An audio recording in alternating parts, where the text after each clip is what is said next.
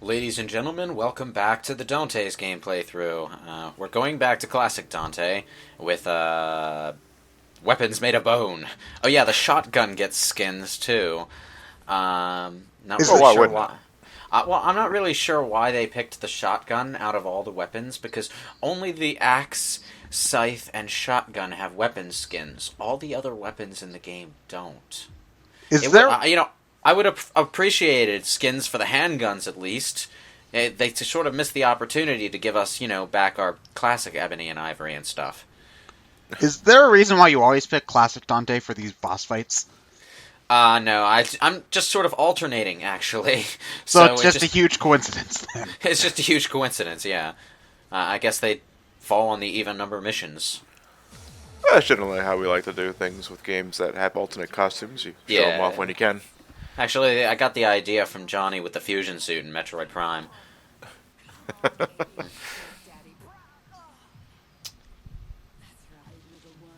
So are we gonna kill her outright, or are we still under the plan She's to not capture the boss. her? Wait, she's not? No, Oh, she's boy. not. Oh, Do you see where this is going? Yeah. Also, she's wearing a wig. I hope that I don't see where this is going, because, Yeah, it's the Las Plagas from Resident Evil 4. No, it's the Mundus spawn. Not only does it falcon punch her stomach at regular intervals, it actually, grows out of her head and becomes its own giant baby abomination. and we're killing this, then. Yes. Oh god, this makes the chainsaw baby from Catherine look cuddly by comparison. The chainsaw baby from Catherine was actually kind of comical, and it looked more like a doll with chainsaw pieces in it. But, this is just... no.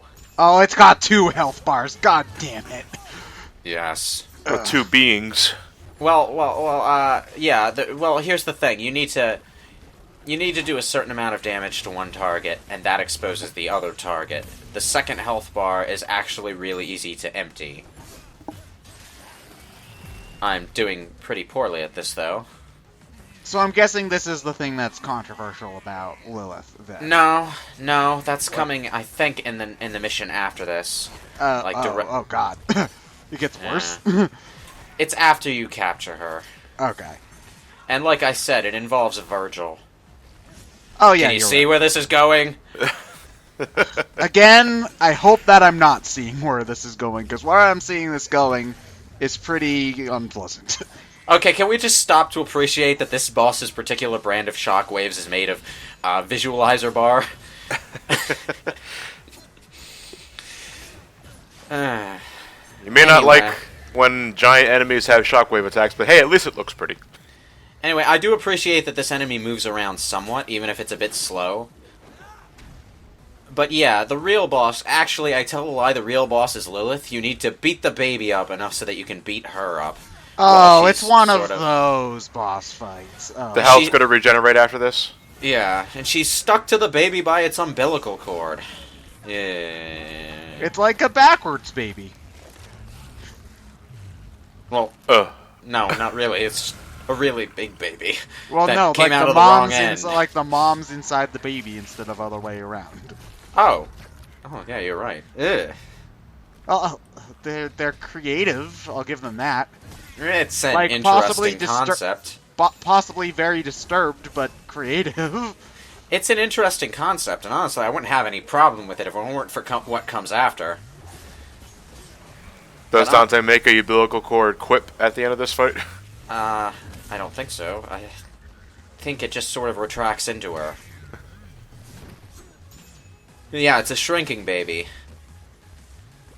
Oh, Oh, it's getting smaller? It gets smaller the more damage you do to it. Yeah. Okay. Well, no, wait, no. What am I thinking? I'm dumb.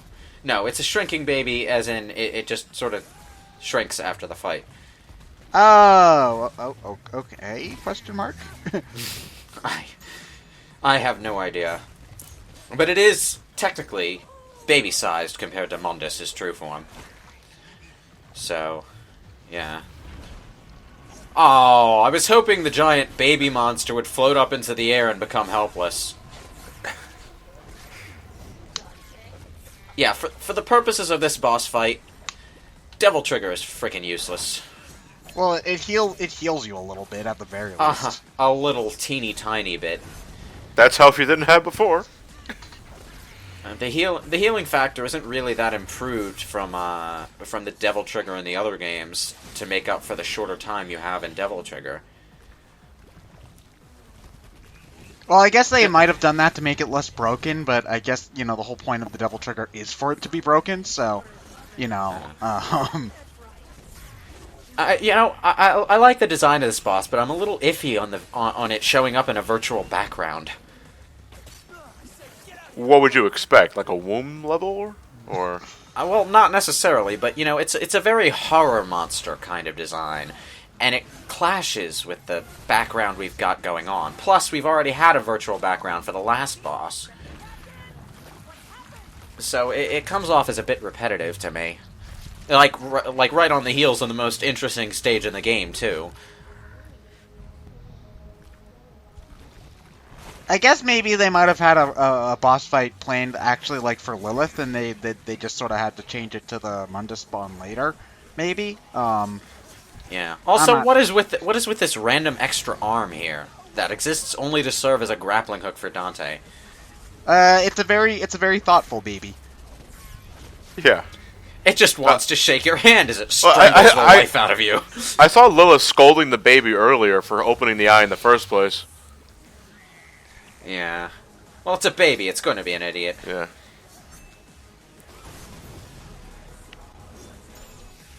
Also, aren't loud noises bad for developing eardrums? Not if you're a Mundus spawn. It encourages it. Speaking of which, we got music playing in the background. I'm pretty sure it's on shuffle. What if it just went into a smooth jazz piece? Oh, man. Or a very embarrassing song. I like it. She's stuck in the 90s. Nah, the Barney theme song. That's what we need. We're fighting a baby after all. Yeah, it is a baby, yeah. I love you. The wheels on the bus go round and round, round and round. And we're sitting inside one. Have fun. Old MacDonald had a farm. E-I-E-I-O. Ouch. And on this farm, he had a Mundus spawn. E-I-E-I-O. With a fuck you there, and a fuck you there, here a fuck, there a fuck, everywhere a fuck you. That's how you make Spawn. See, it's appropriate.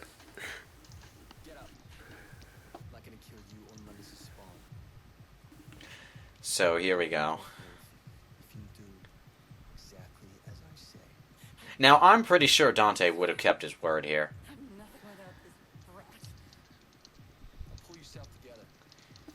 Pool. Now, that line she just said provides some context to the controversial scene, but not enough to really undo the major controversy there. But we'll get to it in a few seconds, actually, since we've still got half a part left. I decided to roll the next mission in along with the boss again. So wait, Lilith is totally aware that without the baby, she's worthless. Yeah. Also, there was that... You could have sex with her, I suppose. Yeah. There was that very obvious stutter in the middle of the cutscene there as it switched to an to and from an FMV. I was kind of hoping that was the YouTube video, but that happens in game. Yeah, it does. Getting a little sonic boom up in here.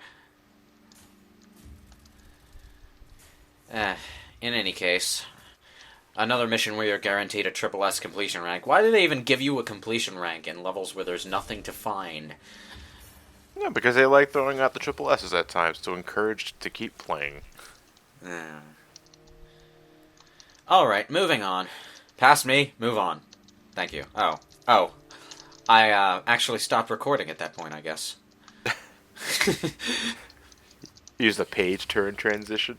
I can't have this be a 9-minute part. That's lame. It's like 5 years ago. Totally. I remember the days when 10-minute YouTube parts were the standard good time. And then you found out that it was actually 10 minutes and 59 seconds, and you felt like you were on top of the world. Yeah! I think YouTube was a bit wonky about that. Like, it started out with 60 frames per second already, and there were longer video timers, and then they sort of downsized stuff as it became more popular, and that became harder to, sustain. Well, yeah, Back when I they can didn't have imagine all the that money back in the when world. YouTube was starting, they didn't expect, what is it, like 3 years of footage uploaded every hour or something like that? Yeah, and it's like, back then they weren't owned by Google. Like, say what you want about Google, but there's no question that Google has the money and resources to run YouTube. Whereas before that, there was a little more, difficulty to negotiate there. I'm not saying I necessarily like what Google's been doing, but it helps to have that kind of company behind a big-name site like this. Okay. Back to the So real now world. we're getting to the controversial part. This is the controversial scene. This scene here. Oh, we're doing a hostage trade. Yeah. Oh, okay. Well, it's not the hostage trade that's even controversial in the first place.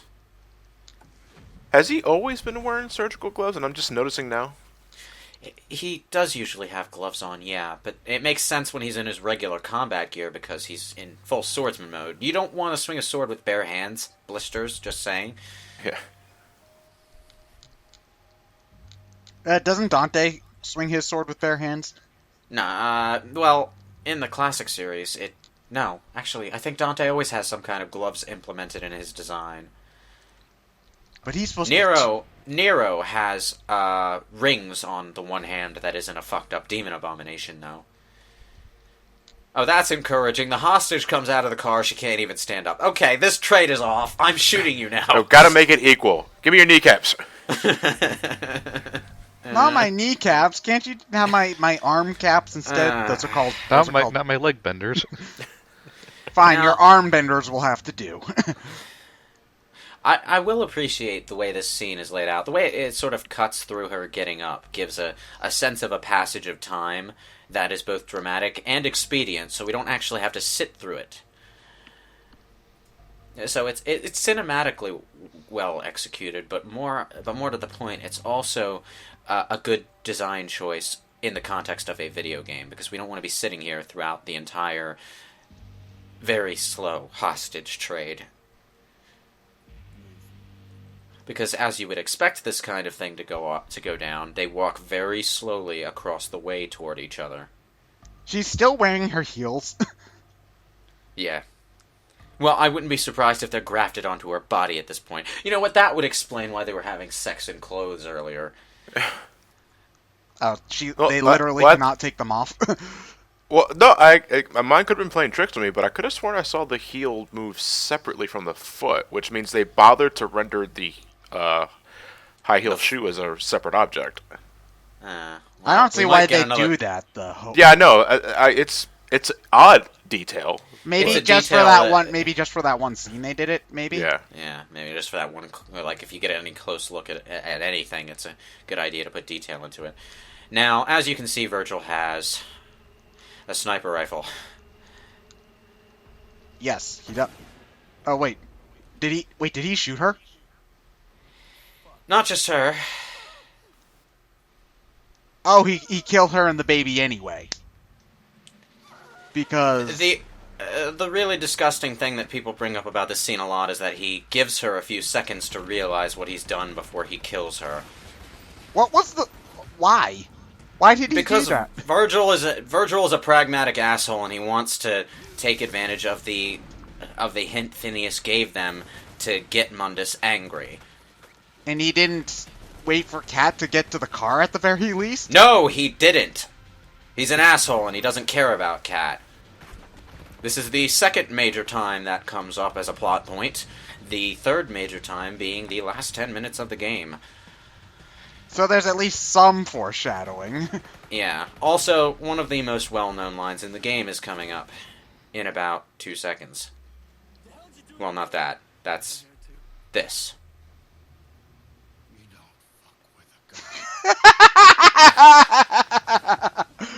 I thought Another sonic boom stutter. And he fired a giant sonic boom across the city. What? Okay, that wasn't even intentional on my part. I thought that was just a line in the final boss theme. No, it's actually not in the final boss theme. For the soundtrack, I think they took that line and put it in the final boss theme, though. Oh, okay. Gives it something other than wub wub.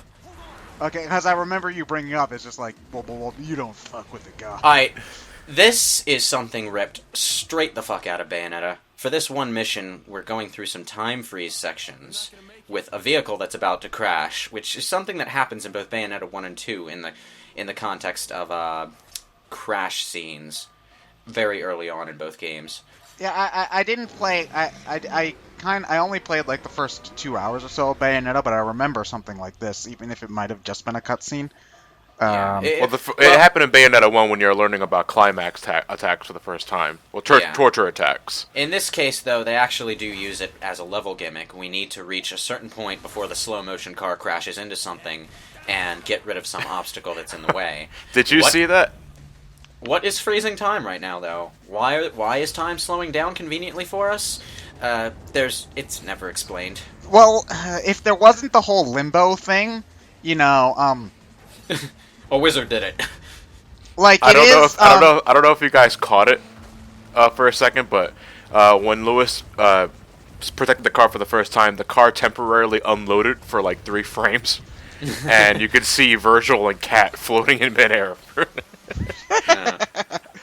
During the second half of the game, there are some minor technical hiccups. Like, I don't know if they've ever been patched out since this recording. This recording is like a year old now.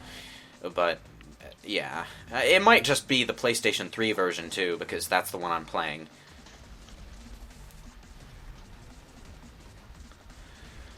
Oh, wow. I wonder if this is actually happening in the real world, or if it's just Limbo. Is Kat responding to this at all? Well, Virgil and Kat are in the real world, and they're still driving away. But all this devastation... Well, you see, the city is... Pardon me bringing this back, but at the end of the game, the city is fucking destroyed. So it might be this. We saved the wild. It might be actually happening then, yeah. After all, you don't fuck with God.